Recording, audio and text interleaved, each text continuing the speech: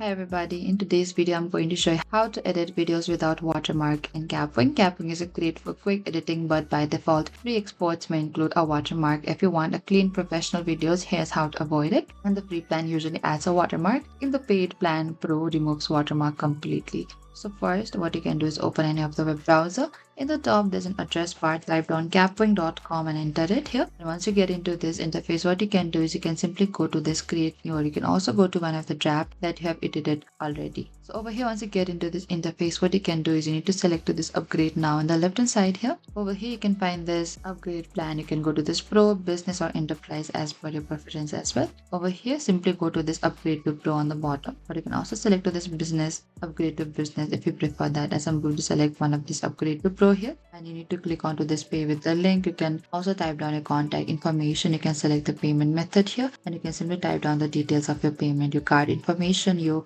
card expiry date, your card holder name, and the country or the region.